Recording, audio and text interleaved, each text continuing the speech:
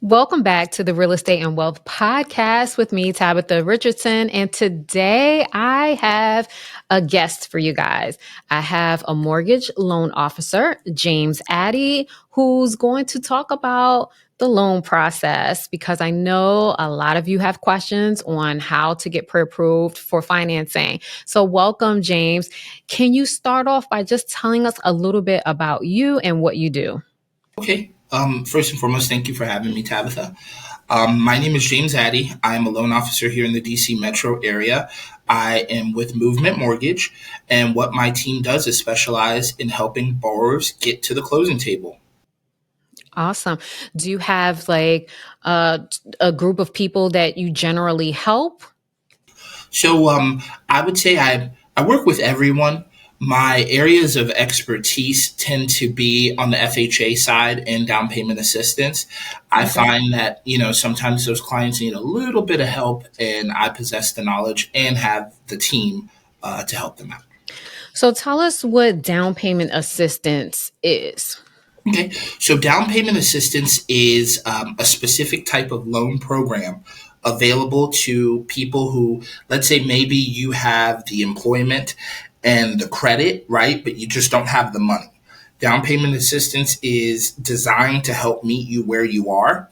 And it'll give you, generally speaking, the down payment to help you get into the house. Okay, so basically they're going to get some extra money to help them purchase. Just a roundabout, how much would you say on average some of your clients get towards down payment assistance? So there's a couple different, on average, so there's a couple ways I can answer this. Sorry, I'm Okay. fumbling over myself, right? So here, DC, Maryland, and Virginia all have Mhm. programs. And I think that they're great. There's nothing that we can take away from them. But in some cases, maybe the qualifications don't necessarily fit everyone, right? So in that particular case, one of the reasons why I love Movement Mortgage here is we actually have a program here in-house that can get you up to 5% down.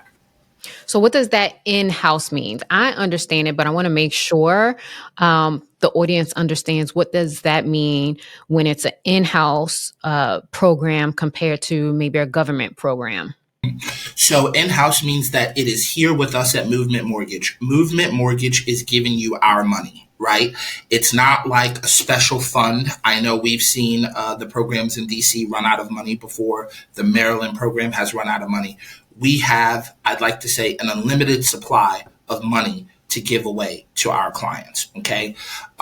It will be in the form of a second mortgage. That means that, you do have an actual second mortgage, on top of your first. It's only going to be about a couple $100s a month, just depending on how much home you purchase. But again, those funds are here with us and they are available to anyone who meets those qualifications. So is that more like a loan because they have to pay it back? Okay. But they don't have to go through a government program. Now, what's the benefit of doing an in-house program opposed to? It's a lot faster, honestly. With some of the programs that we have here locally, we have to underwrite. That means review the loan here, and then we have to send it to that particular program who's gifting us the money to let them review and underwrite the loan. Then it comes back and we have to underwrite it again for the final, right? With our program here in-house at Movement Mortgage, a Movement mortgage underwriter is going to review and approve, the funds. Okay. So it's no extra time. You can close in 30 days with that program. Who would be a good candidate though for that program? I would say, okay, so this is where things vary a little bit, right? With our in-house program, there's no income restriction. As we know, with maybe, let's say, for instance, DC opens doors, the amount of credit that you get is dependent upon your household income, right? So it can vary. But with us, as long as you have a credit score of 620 or better, right, you will qualify and you will get the funds no matter what. We don't have an income restriction. There's no limitation to household size or any of those other restrictions with some of the other programs. And I think that's something that a lot of buyers don't understand. So when they're asking, well, I want to get a first time home buyer grant. and it's like, okay, that sounds good. You make 200,000 a year and you might not qualify for any programs. Would someone like that qualify for like your in-house program? Okay. Whereas some of the other programs, because they make so much, they may not qualify for extra funding to go towards their down payment. So that's good to know because people ask that all the time. And I think um, sometimes people get confused thinking that just because you're a first time home buyer that you're going to get all of this money handed to you, and it's not always the case. There are some barriers to getting some of the different grant programs that's available. So that kind of leads me into my next question with challenges. What are some of the challenges you find? Because I know you talk to people on a regular basis that they want to get a loan, they want to get pre-approved, but not everyone can get pre-approved on that first conversation. What are some of the challenges you feel like people face when they talk to you for the first time? I would say it's two that I'm seeing the most. Number one is bad information. Okay, you can't talk to a relative who purchased a home in 1993, right? Or even someone who purchased a home in 2018, right? Yeah. Mortgage regulations and guidelines change every day. I mean, every day, right? There's always some sort of, adjustment or flat out change, to the Mhm. program and the guidelines, right? So just because you have a relative, and I see this a lot, right? I'm doing a deal for a family member right now. Oh, I purchased this house in 1996. And it's like, okay, everything has changed. Yes. You're basically a first time home buyer at this point. Hmm. And that's the thing. I think that home buying is one of those things where people, I'd like to think me and my team make it simple because I do a lot of the work for my clients, right? But it's one of those things where someone will go talk to someone and they will tell them whatever and they just believe it. And that's not the case. Or in some cases, someone will Google something and they'll read, oh, Google said, well, that's not your case, right? And that's not Yeah. your situation. So that doesn't apply to you. So bad information is one. People should always talk to the professionals. Your family members, your friends, they might mean well and they might think they're looking out for your best interest, but they're giving you bad information that is holding you back from buying a house. And always seek professionals. And I think I had a post about this on social media as well. Like, stop asking people that have never done what you're trying to do for advice. They can't lead you down the right path because they've never even been down that path. So that's something when I do talk to people, I will agree bad information. And it's like, oh, they're talking about the interest rates and the market. And I'm like, but that's not true. So, okay, one of the challenges you come across is bad information. Uh, Anything else? Yes. Bad information is very big, and that's high on my list because most of my first few phone calls is kind of changing that misconception, right? Number two, but I also think it's equally as bad, student loan debt, Yeah. right? And can I talk about the scenario that we just had? Sure. Okay, I won't. I'm not saying anything specific, but me and Miss Tabitha just worked with a client that closed out a few months ago. This particular client is a type of doctor, right? And as we know, doctors have student loans. In this particular case, we had a couple $100,000 in student loan with this particular doctor. And this particular person was under the impression that I can never buy a home because I have this much student loans. And again, that's not the case.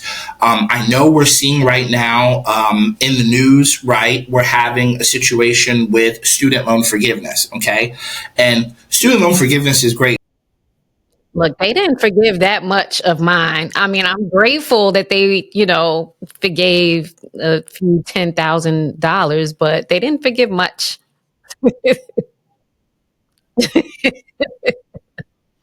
But in many cases, Student loans, they kind of know that you're going to be locked in for a while, right? Because as we know, an education is a very expensive purchase, right?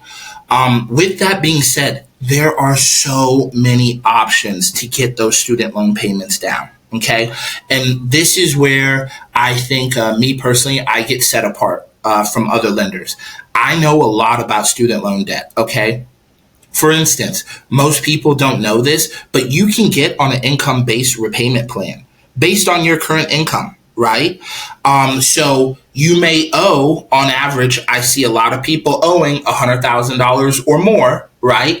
And you can get on a payment where potentially, depending on how much money you make, the size of your income, and where you live, right? You could be paying $300 a month. You know, I mean, granted, you might be paying for a long time, but as my mom says, as long as I owe you, you'll never go broke, right? So with that being said, I could take a $100,000 student loan payment. Now, most people will say, according to most rules as a lender, whenever you have a debt, your payment is usually about 5%, right? Who's paying $5,000 a month to student loans? Nobody, right? So don't think just because you have student loans, this isn't possible, because it doesn't work that way. A lot of times, if you are some sort of civil servant, I mean, a bus driver, a nurse, a teacher, a doctor, fire department, rescue, that kind of thing, right? They have programs specifically designed for these sorts of people because they know that, they're not always the highest income earners, right? And that will lower your monthly payment required, which will definitely help you qualify. You may not be able to buy the big mansion that some of your colleagues or coworkers have, but I guarantee you we will find you something.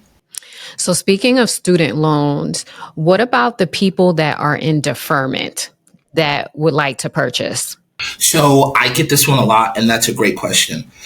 Just because you are now in deferment does not mean that sometime over the course of this 30 years or 20 or 15, depending on how long of a mortgage you select, that student loan payment will not become due. So we will count it against you. Even though it's currently in deferment, it can be in deferment for however long, because as long as you're enrolled in school, you never have to pay. But if there is a balance, it's reporting on your credit. We will count it against you.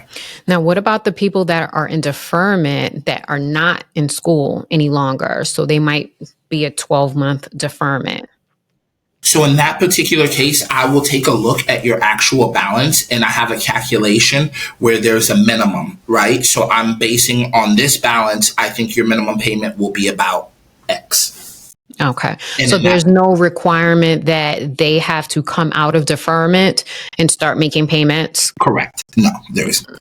Okay. That's good to know. Yeah. Going back to the example client that we had, I just want to point out that particular client came to me and they were pre-approved with another company that was approving them for a lot lower than where they wanted to be. And I reached out to you and asked you, hey, this is the situation. Do you think that you can do a little bit better? And you looked at it and was like, yes, I can. And you were able to approve them without giving specifics. I know different lenders have different requirements, so they call them overlays. What was different, like just in that situation, if you remember, what was different where they couldn't really get, well, actually, I don't even think they were really getting approved. They kind of was. It was probably like 100,000 less than what you were able to approve them for. Well, actually, Miss Tabitha, it was about 200,000 less, right? In that particular case, there was two major factors. This particular client had regular like student loans, and then they have private student loans. For some reason, I think they were counting the private student loans on a different factor. So once I put my calculation into play, we were much better off than what the other lender calculated. And they also had income. Income had two types of income. Correct. And that's another thing. We were able to use that second type of income. And then number three, the rate that this particular client was offered that I was able to offer them compared to what the other lender was able to offer them was night and day. And I think that helped us quite a bit too. Right. People don't understand that your interest rate also affects how much you can buy. If you have a higher interest rate, then you're not going to qualify for as much because your payment is going to be higher. So making sure that you understand that as well. And of course, that directly ties to your credit score. So that was a unique situation and we got it through. Yeah, we did. Oh my gosh, that was a crazy situation. But so mentioning credit score, what is the minimum credit score to purchase? So I would say somewhere between a 560 and a 580. It depends on compensating factors. Now, when I say compensating factors, let's say, for instance, you are ex-military, right? You maybe have a W-2 employer or be employed W-2 where you got a salary or an hourly, right? But then you also have, let's say, your VA benefit, right? You're collecting a check on the side, right? And we know that you're going to get that check every month like clockwork, no matter what. That's a compensating factor. Another compensating factor is if you are in a position that requires you to work mandatory overtime, that lets me know that, hey, you haven't necessarily earned that money yet, but if they're telling you, hey, you have to work mandatory overtime, then I know that I can count that as income for you to help you qualify, because if you're going to maintain in that employer, you're going to have to work that overtime. Now, how does having that lower credit score impact your purchasing power as well? It's very unique, and I was going to touch on this, ask you to touch on this as well, right? So with FHA mortgages, okay, that's Federal Housing Administration, right? Well, let me step back. There's generally two types of mortgages, right? You have conventional FHA. I'm not saying that those are the only ones, but those are some of the ones that we work with a little bit more often, right? And VA here in this particular area. But with an FHA mortgage, when you qualify, right? So let's say I had someone with a 600 credit score, right? That was going FHA. And then I had someone with a 680 credit score that was going FHA. They would get the same interest rate, right? Now, if we step below 600, there is a little hit for having a lower credit score, but it's not like astronomical. Okay. So with that being said, yes, you could afford a better interest rate with better credit, right? But it's not always necessary or guaranteed. Now, what about the terms? Are the terms going to be the same with someone with the 580 score compared to a 680 credit score? And when we say term, we're talking about the same 30-year mortgage? The same 30-year mortgage.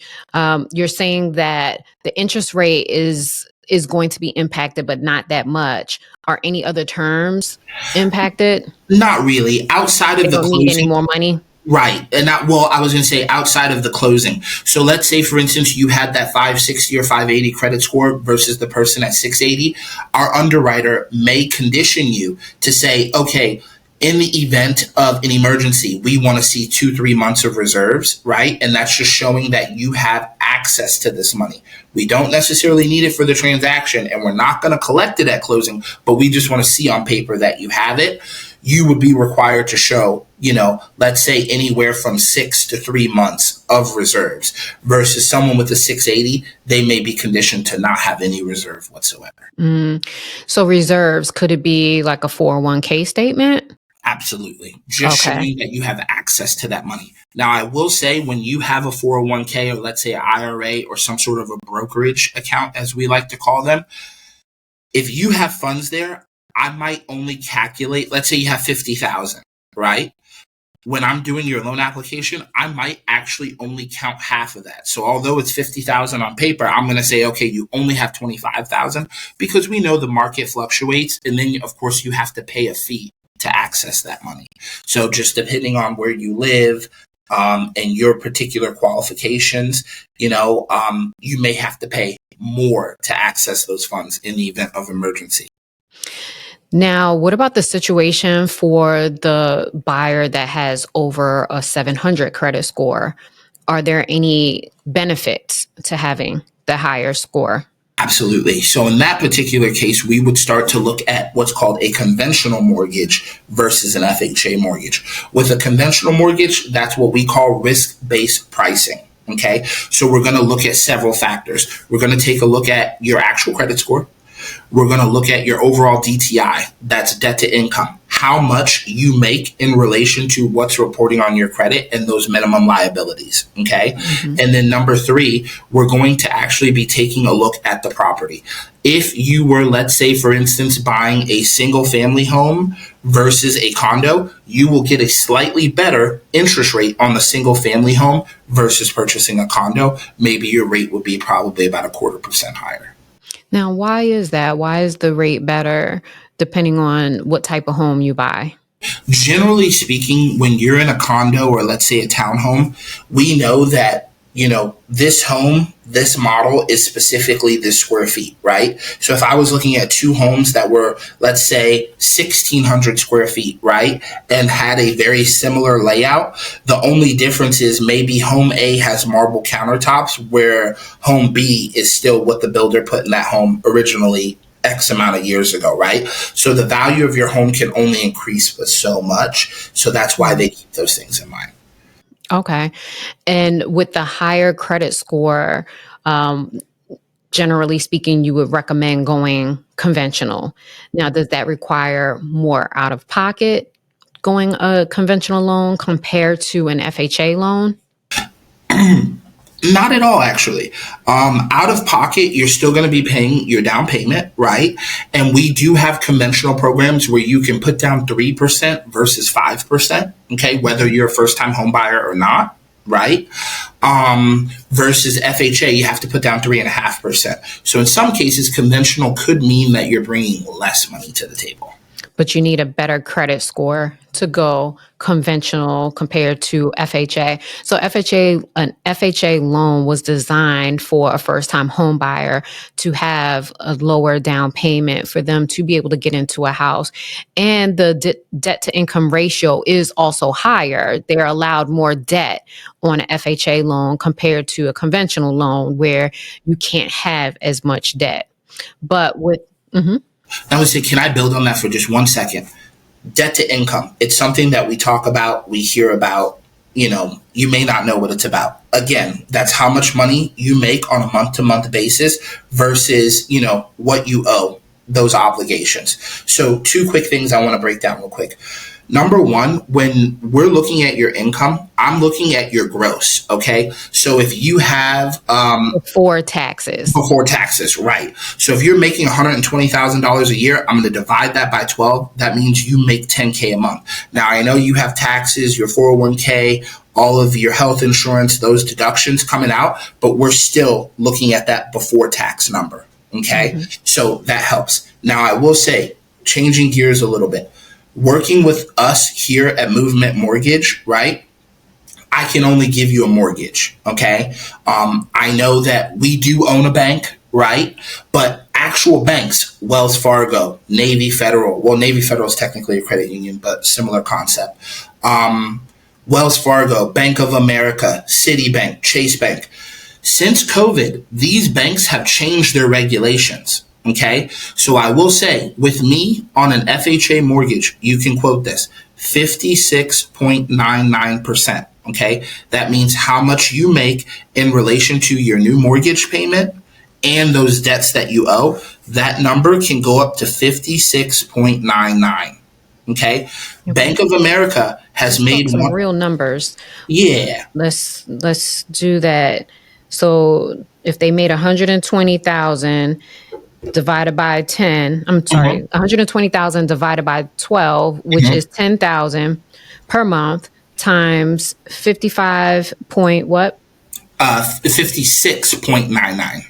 56.99. I didn't put the percent. No, it's okay. I get you. Times 56.99%, that equals $5,699. Mm-hmm. So they go ahead. I'll let the expert. Yeah, your mortgage payment your car note, that student loan payment, everything has to fit within that $5,699 mark, right? As long as you fit within that, we're good, right? But So to break that down, so people really truly understand that, if you have out of that 56, if 4,000 of that are debt obligations, so your minimum payments, then you're only able to have $1,699 go towards your mortgage payment. And that's how you're going to determine what your pre-approval amount is. Now, if you reduce your debt liability, so maybe you only owe $2,000 in debt, now you have more money to go towards your housing costs. And I think some people don't understand that. Right. And that's why I want to dive deep in this, right? So like Bank of America, for instance, during COVID, they changed all their regulations. Okay. And I've heard rumors. I don't know how true this is, but some people are saying Navy Federal may stop offering FHA mortgages, right? Those lenders only go up to 50%, right? So if you're trying to get an FHA mortgage with Bank of America, you are clearly not going to have the same budget as working with an actual loan officer like me from a mortgage institution, right? So that's huge. A lot of people think, oh, I'm just going to call the bank.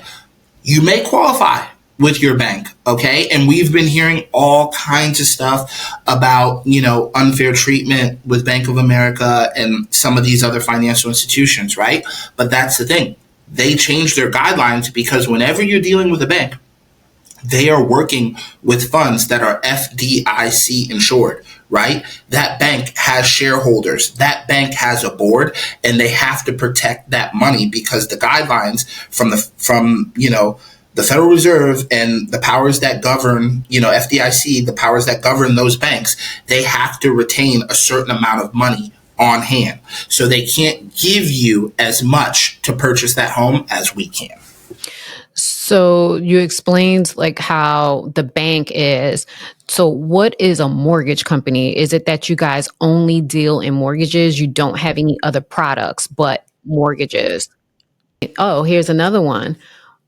Because I get people that they don't realize the difference between a broker and a mortgage company. Yep. So with a broker, they have no particular affiliation with anybody. Okay. So a broker may be able to offer you, let's say, an FHA loan from 10 different banks. They can offer you a conventional loan from 10 different banks. Here at Movement Mortgage, I can only offer you what we have here at Movement Mortgage. But because we're our own institution, we're what they call a direct lender. We are lending you our funds, Movement Mortgage's money. We don't have those overlays, which make us able to compete, giving you more bang for your buck in terms of the interest rate and no overlays, just like we discussed that 50 to that 56.9. We're going to allow you to spend more money. Now, if someone is getting a loan, are interest rates negotiable first, are interest rates negotiable? Okay. So I would say, and I know I'm going to shoot myself in this foot, I believe everything is negotiable. Someone told me that a long time ago. Okay. And when I mean negotiable, okay, let's say, for instance, we were working on a loan, right? We just got a contract back this week. Okay.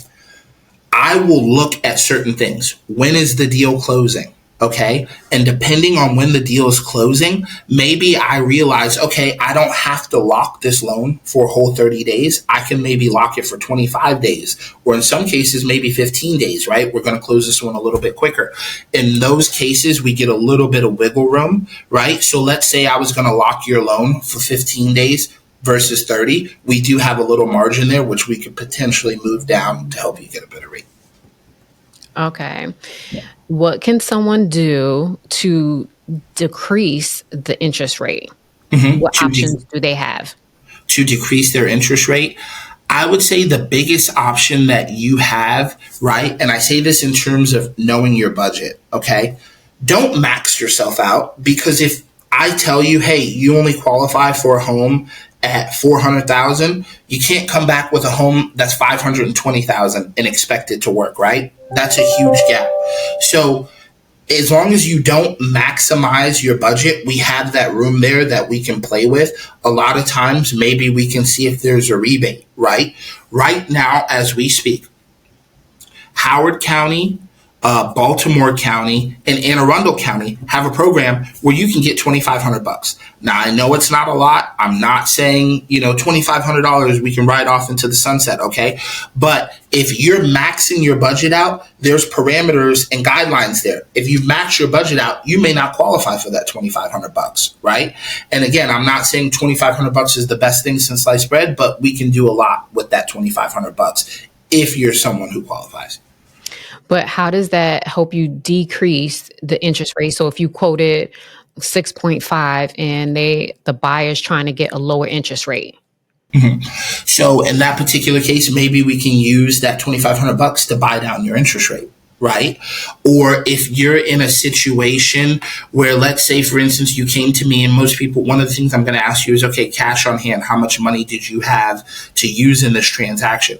If you told me you only had $20,000, right, altogether to get the deal done, then I'm going to say, okay, based on that, we need to move this down a little bit. You should be looking at homes at this dollar amount versus that dollar amount. That particular money can be used in the transaction to help you. To buy down the rate.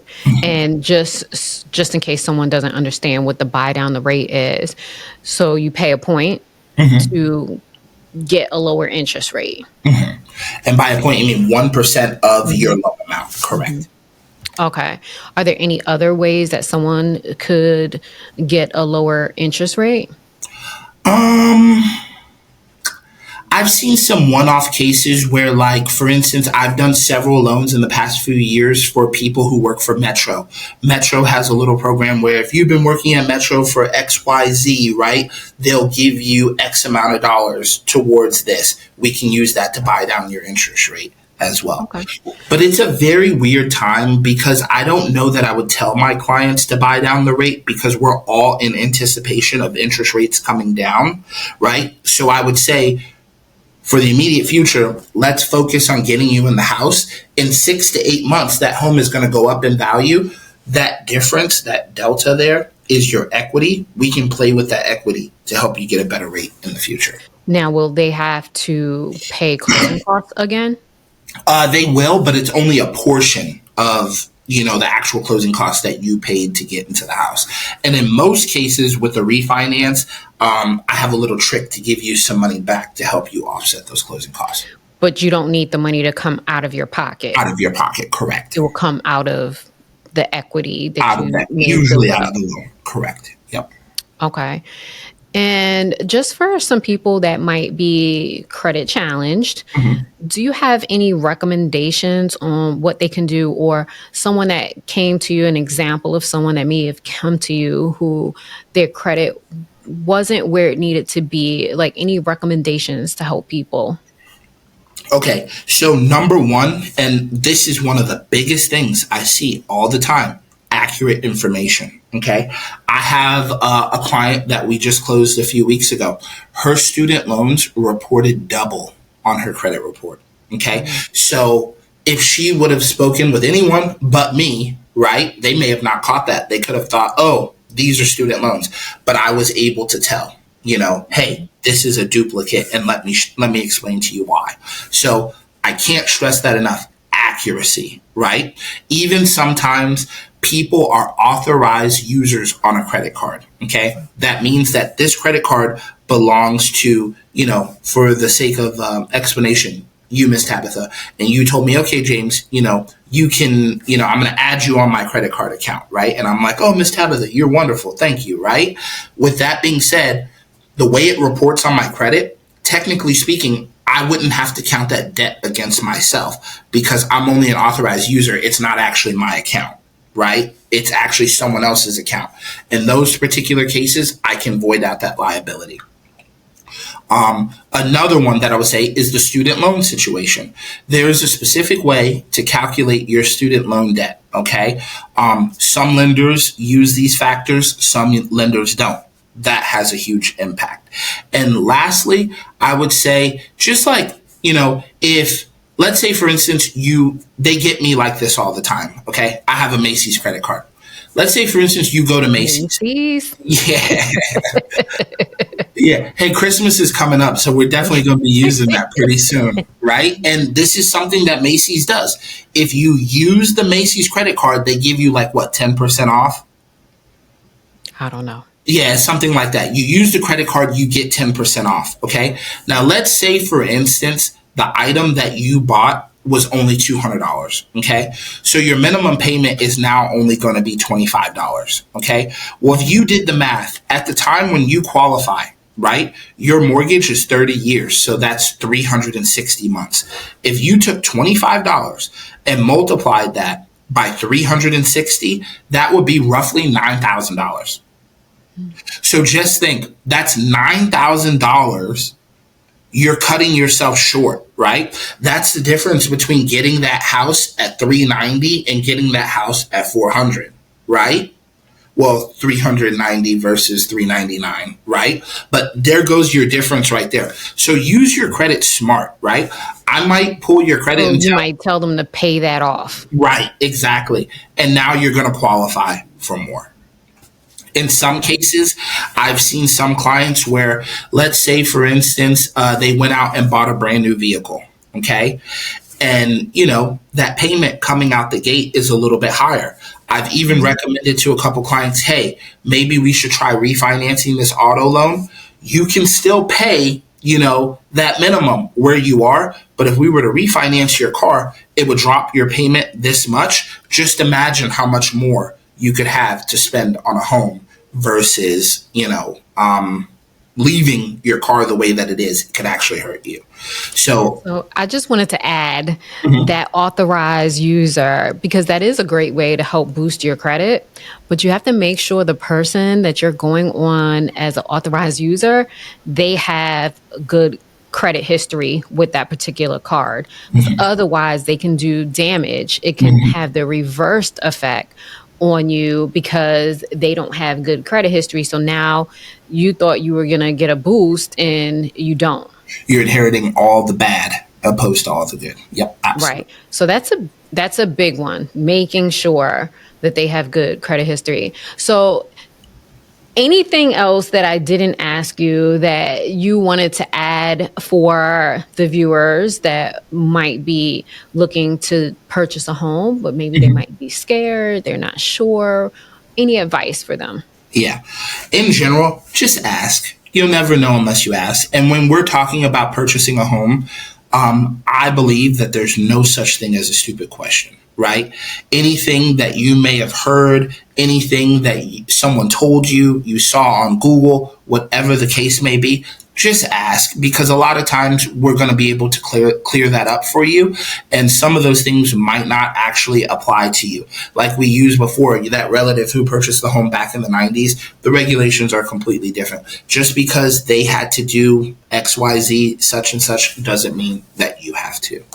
And I love when people ask me questions and it's like, oh, that was a good question. I'm glad you asked. Or I feel the people that are most successful are those that ask a lot of questions. And especially when you ask before you do something like, hey, I'm looking to buy a house. I was thinking about doing this. Should I do that? Now, I might not have the answer to the question, but I might say like, hey, let me connect you with my lender. You can ask him and he could tell you what you need to do to prepare. And another thing is if someone says to me, if I speak to someone, they say, well, I'm not looking to purchase until next year. I'm like, great. Talk to my lender right now. Let them pull your credit, see where you are, see what you need to do. So this way, between now and the time that you're ready to purchase, you can prepare yourself, get your credit ready. Because if you call right at the time that you're ready to purchase, well, guess what? Your credit might be pulled. Your credit score might not be high enough. You might have too much debt. There might just be things on there that it's not even yours, that you now have to deal with. And it could take a few months for you to prepare. So I always say, or people say, like, no, like, I'm good. I know that I'm good. Nah, I know I have a high score. Well, it's not always just the score. Sometimes it's also now the debt. You just have way too much debt. And here's a plan that you can work on over the next 6 months until you're ready to pay down your debt. Or you can run like a credit analyzer and say, like, okay, well, this is something that you can do to take your score from where it is at a 580 to a 680 plus, or 700, so that you will be in a better position to purchase when you're ready. Yeah. So, No, I would say that's perfect. Just ask, right? Because, like you said, a lot of the people that we talk with from time to time are ready now, and some of them just need a little bit of work. And as you know, we have a few avenues that we can definitely use to help you boost your credit, but I can't stress that enough. Just ask. It's a lot of times, maybe it's a quick fix. You don't even have to go see a credit repair specialist. We can probably do it for you here in house. But if I don't know, if I haven't seen it, how am I going to tell you? absolutely. And I love the people that say, well, I'm not able to buy right now. And I'm like, why? And they're like, oh, my credit. Or, I don't really have enough money. And I'm like, do you have a 401k? I do. And it's like, well, just talk to my lender. And come to find out, it's like, you can be pre-approved right now. Like, don't renew your lease. In the next 60 days, we can get you into a house. And they're like, really? I'm like, yes. And those people are just so excited because they never thought that they were in position to actually buy, and they would have just gone on to rent. So talk to your local professionals and have that conversation. It's better to know than to not know, and be armed. You might be ready now, or you might be ready in the future, but at least you can have a game plan to know where you should be, what you should be doing, so that you can maximize the time between now and then. So thank you so much, James. I appreciate this has been a long time coming, as we've been talking about like doing something for a long time. So I appreciate you sparing some time from your busy schedule to talk with me and my audience, and helping buyers understand. I learned a couple of things myself, because although I'm in real estate, I'm on the other side of the transaction from where you are. And like you said, things are constantly changing. And so I might not be up on all of the latest lending side and what money is available, and, different ways that buyers can, get approved for financing. So I try to stay in my lane and let you do your thing. So thank you so much No for problem. sharing your knowledge and information with everyone. And hopefully you'll be back in the near future to talk again. Absolutely. Can I give a little freebie since I'm here today? Yes, you can. Okay, I was thinking about this, and Ms. Tabitha, I love working with you, and I think it's so great what you do, for our clients as well as on social media, educating people. So I want to give everyone like a free little tidbit, okay? Okay. So if you're someone who maybe has an issue with your credit, okay, there is a website. It is called Experian.com, the credit bureau, okay? Mm-hmm. You can go to Experian.com. Now, I'm not promising that this is the most accurate credit score, okay? But they have a few features that are available for free, okay? So what you would do is go to Experian.com, okay? Sign up. Once you sign up, there's a portion there for the banking, okay? Link your bank account, okay? This is a secure website. I can pretty much assure you, and I say pretty much because we know these fraudsters out here. If they want anything from you, they're going to get it regardless. But with this free service, link your bank account. It is going to search your bank account for anything that you pay on a regular basis. Your gym bill, your car insurance, your gas, your electric, your cell phone bill, your cable, right? And it will now report these items to your credit for free, right? Let's say, for instance, you may have paid your student loan payment late. You may have made a credit card payment late, but I know you won't pay that cell phone bill late, right? Because we all like talking on the phone. right? So just think about it. It can add up to 1 year. I think it's like $5.99 or something like that if you want to pay for the 2 year. But you can now have a trade line added to your credit report that could potentially boost your score for free. And so that's for someone who might need help with getting their credit score up. They might not have enough trade lines on their credit profile. So that's a good tip. Thank you. Yep. And it's Tell free. everyone how they can reach you. Okay, so you guys can reach me here through Miss Tabitha. She'll definitely be able to give you my contact information. Again, my name is James Addy with Movement Mortgage. You can find me on Instagram at mr.mortgage.ja. Great. Thank you so much again, and look forward to having you again in the future.